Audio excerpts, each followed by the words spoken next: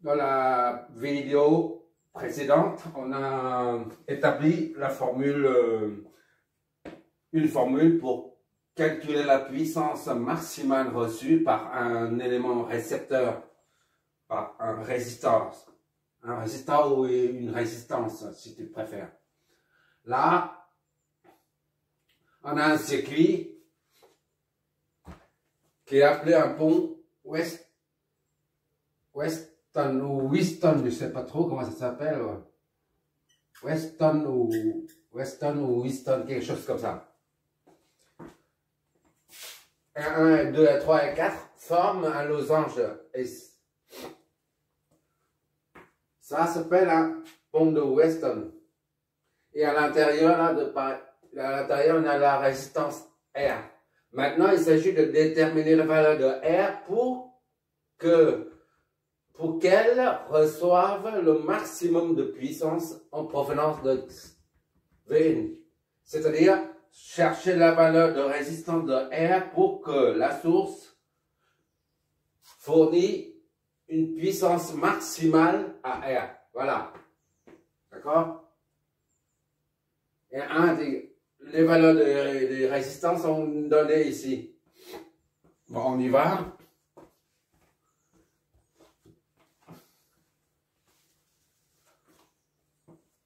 On a trouvé la formule qui est, je mets ça dans un coin, la puissance maxi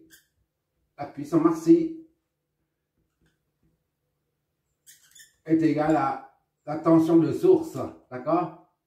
Vs sur 4 fois la résistance en question, que l'on veut connaître la valeur, d'accord? Bon, ça c'est la formule établie. La première vidéo concernant la puissance maximale. Il suffit de revoir et puis tu verras ça. Bon, pour ce circuit, on va réduire ça, R1, R2, R3, R4, et ça, à un circuit équivalent de Thevenin. Et après, on raccorde la résistance R au circuit équivalent de Thevenin. D'accord? C'est ça la méthode, en fait. Et pour ça, on va numéroter déjà les points d'intersection.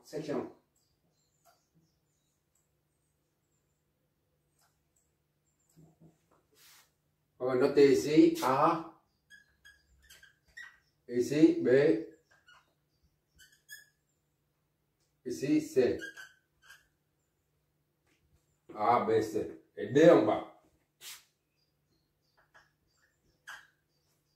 Maintenant, il faut redessiner le circuit.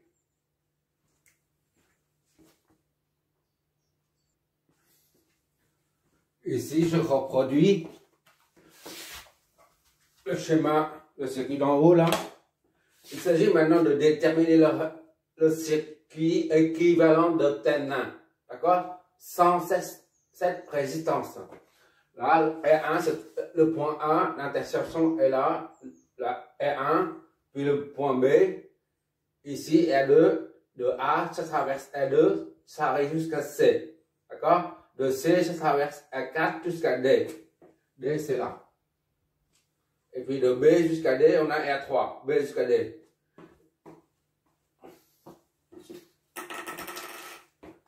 On enlève la résistance R. D'accord? Ici, c'est B. B ici, là, c'est la même chose que là. On met tout proche. B et C. D'accord? B et C. Voilà. On doit calculer pour trouver le circuit équivalent de Thevenin. On doit trouver la résistance équivalente de Thevenin et la source de Thevenin. D'accord? Comme d'habitude. Maintenant, pour la source de tension, pour calculer RTH, on doit court-circuiter. Quand il s'agit d'une source de tension, on la court-circuite.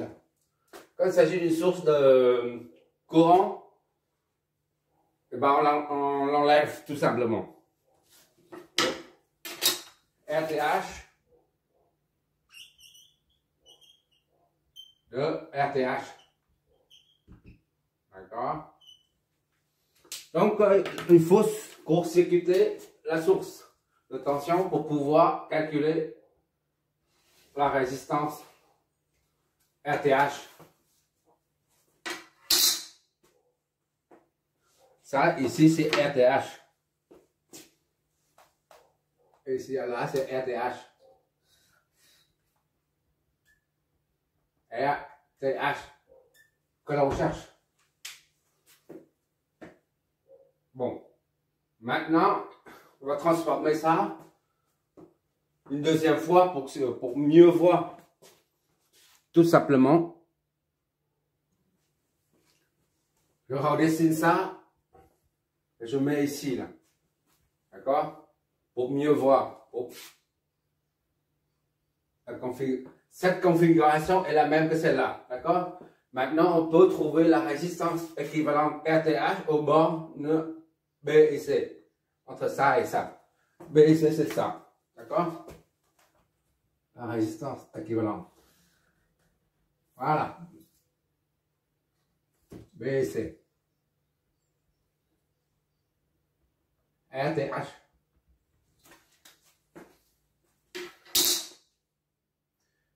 BAD, on prend RBAD, BAD,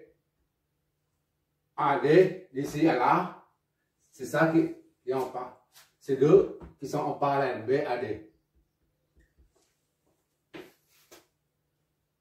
Est égal à R1 produit sur somme.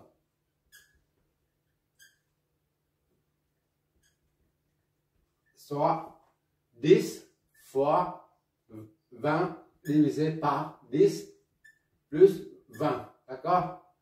200 divisé par 30. C'est-à-dire est égal à RBAD 20 sur 3.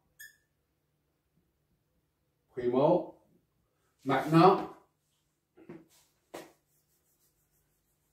CAD ou ADC, c'est la même chose. ADC ici, ADC, produit sur somme. R2 fois R4 sur somme. 25 fois 5. 25 plus 5. 125 divisé par 30. D'accord?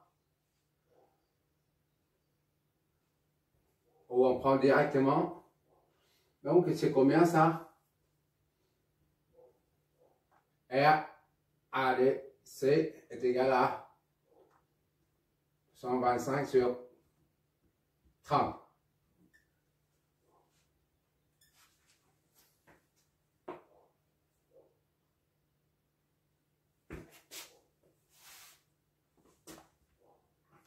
Égal à 5 sur 6. Voilà. 25. 25. 25 sur 6. D'accord? Divisé par 5, divisé par 5. 25 sur 6.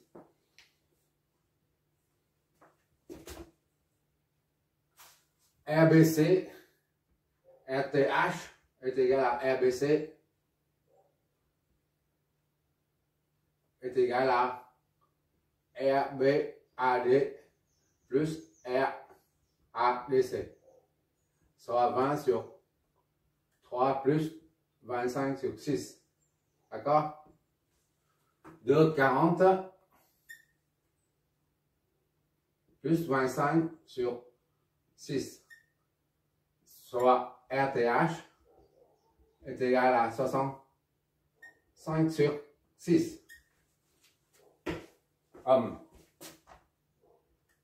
Voilà.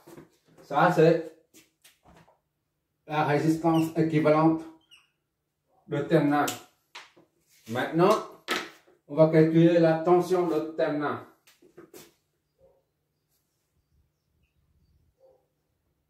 VTH.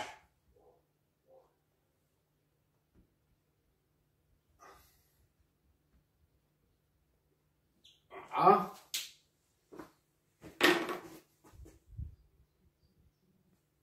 Pour calculer VTH, je vais reprendre le schéma là. C'est celui-là. Mais on remet la source de tension. D'accord? Et on calcule la tension aux bornes. On reprend le schéma. Là, je reprends le schéma là. D'accord? La source, je remets ici. Les 4 résistances. J'enlève la charge. C'est comme celui-là. La différence liée à la source de tension. Maintenant, il s'agit de calculer la tension aux bornes B et C. Donc, ici, c'est, on va dire, V1 là. V1 qui est là. V1. D'accord? Ah.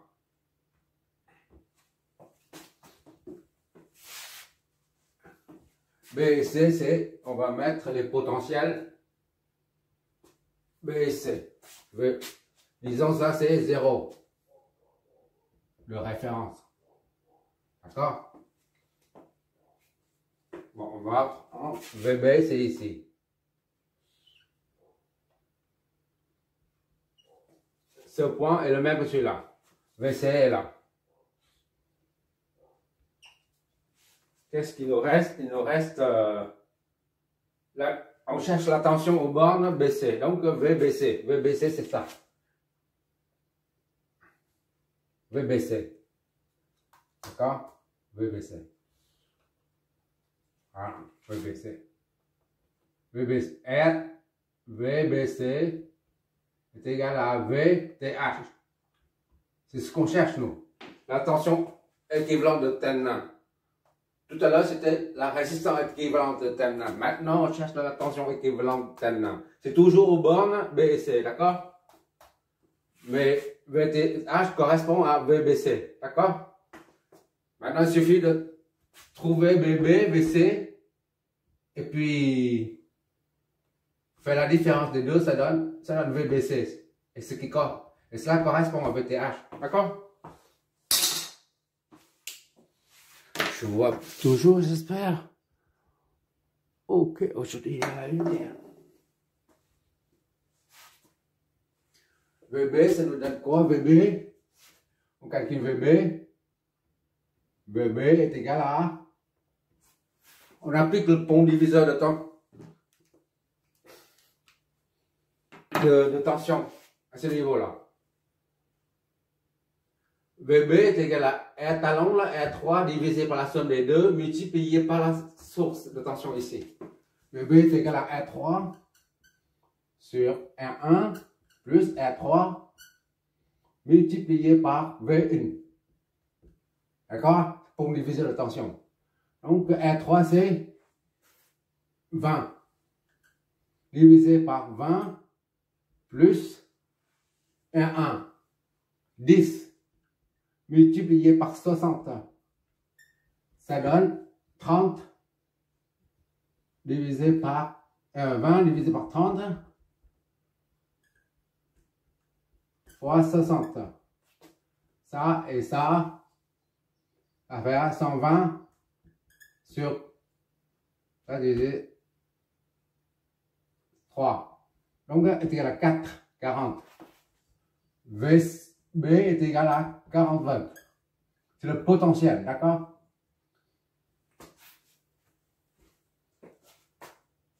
Maintenant, VC est égal à... On applique le pont diviseur de tension cette fois-ci à cette branche-là. C'est R talon, c'est R4 divisé par la somme des deux multiplié par la tension de source. Donc c'est R4 divisé par R4 plus R2, le tout fois V1. Soit R4 c'est combien? 5 divisé par 5 plus R2, 25. C'est ça, R2 c'est 25, ok. multiplié par 60. Ça donne 5 sur 30. D'accord?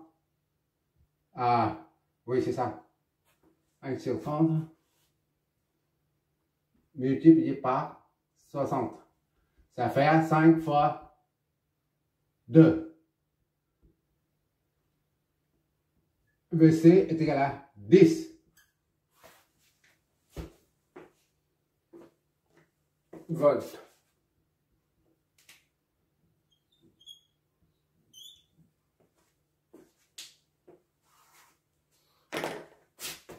Or, VTH, VBC, VBC est égal à VB moins VC, soit 40 moins 10, 30. VBC est égal à 30 volts. D'accord? Or, VTH est égal à VBC. Soit VTH est égal à 30 volts. Ok, d'accord. 30 volts. Donc, on a les deux éléments nécessaires qui constituent le circuit équivalent terminal. C'est-à-dire, on a le circuit équivalent de terminal qui est composé d'une résistance. Le équivalent de terminal qui est RTH est égal à 65 sur 6. D'accord? 65 sur 6 ohms. Et la source de terminal est combien ça? 30 volts. VTH 30 volts. Voilà.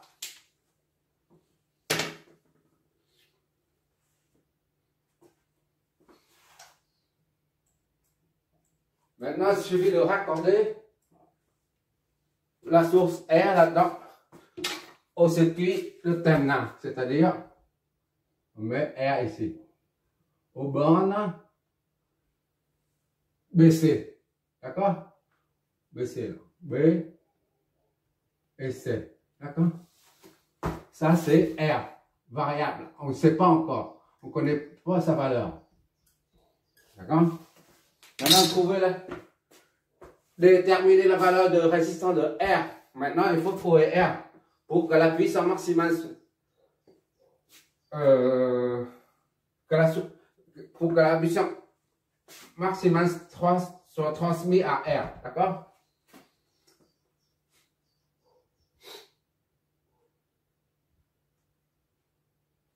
VR, on va utiliser le pont. Pourquoi on doit avoir cette tension-là, VR, puisque on a dit la puissance maxi reçue est égale à V source au carré divisé par 4 fois la résistance R.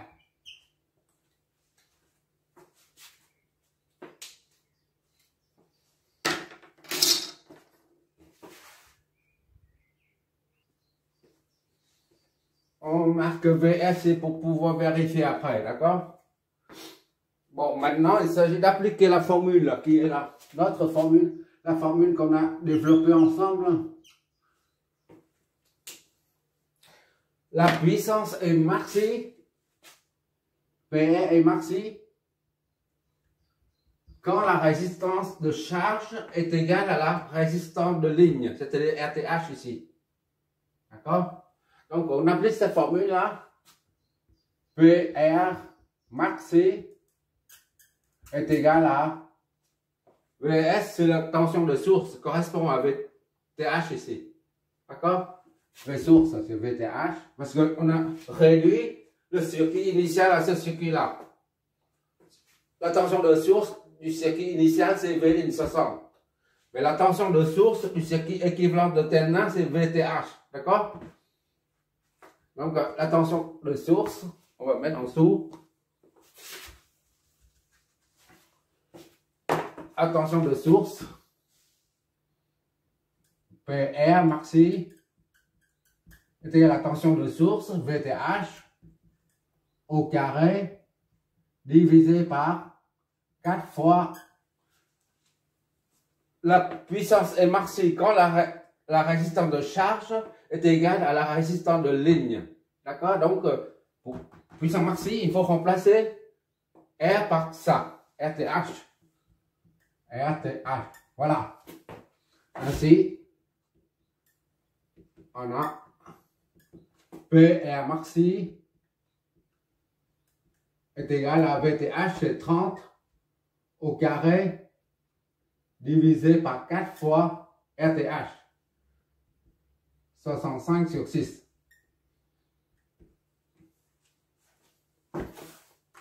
Qu'est-ce que ça nous donne?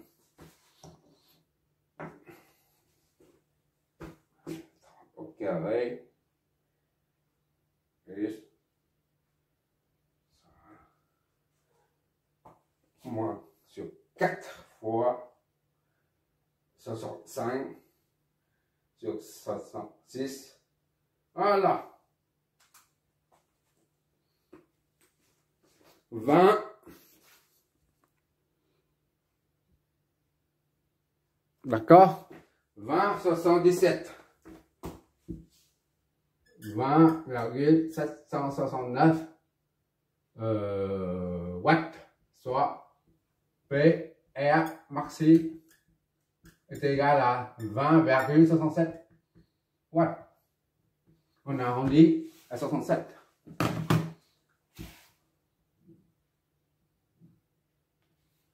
On a dit, on a pris ça pour vérifier, on vérifie par un pont divisé de tension. Vérification. Via le pont de diviseur de tension. Donc, VR est égal à R divisé par R plus RTH fois 30. Est-ce que ça correspond bien?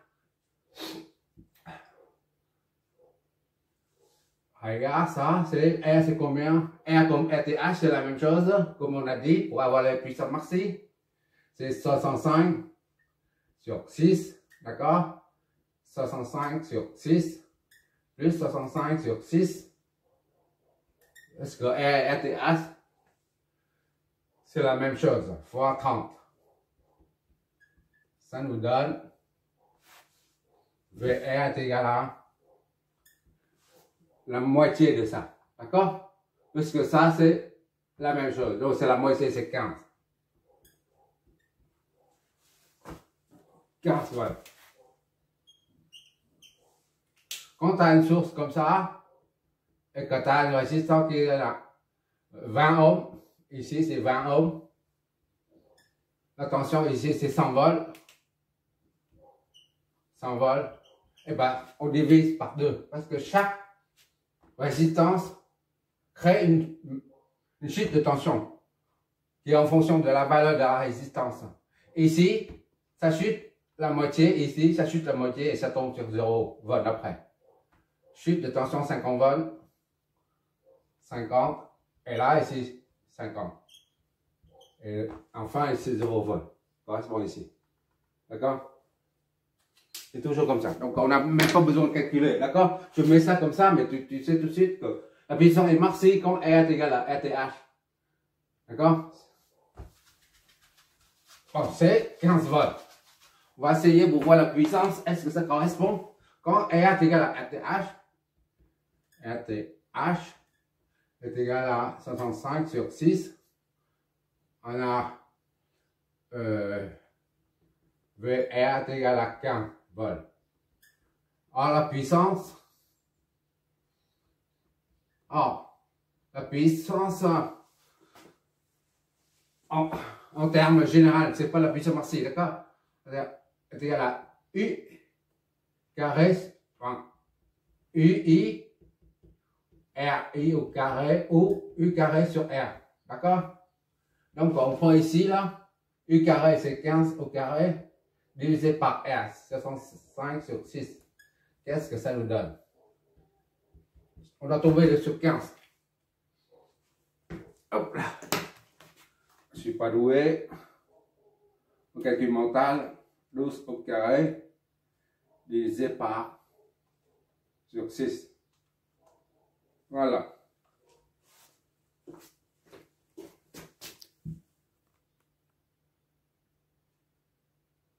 On retrouve donc le même résultat. D'accord? 20,77 watts. Voilà, c'est terminé.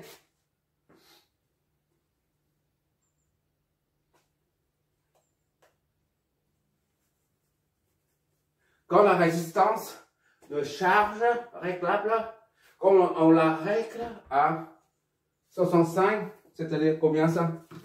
65 divisé par 6 à 10,83.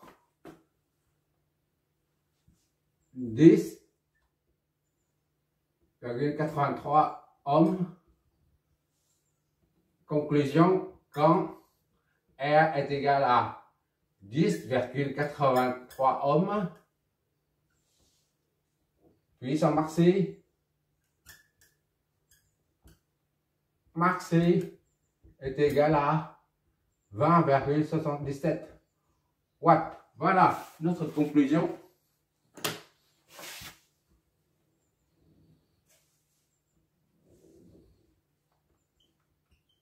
Il faut donc régler la résistance de charge à cette valeur-là, 10,83 ohms, pour qu'elle reçoive le maximum de puissance en provenance de la source VN. Voilà, c'est ça que ça veut dire. Ou alors, en d'autres termes, la source VN ne peut fournir une puissance maximale à la résistance R que si cette dernière est réglée à 10,83 ohms. Voilà. Tu regarderas le résultat de simulation à la fin de cette vidéo. D'accord? Bien sûr, il n'y a pas tout ça. Hein. Il n'y a pas de schéma détaillé comme ça. Juste ça, et puis je mets là la source de la résistance. Si je vois toujours, j'espère. Oui, encore dernière ligne. Oui, ici. Si R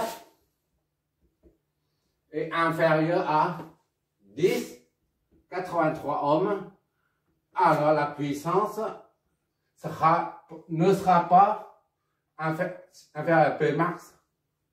C'est d'accord? Aussi,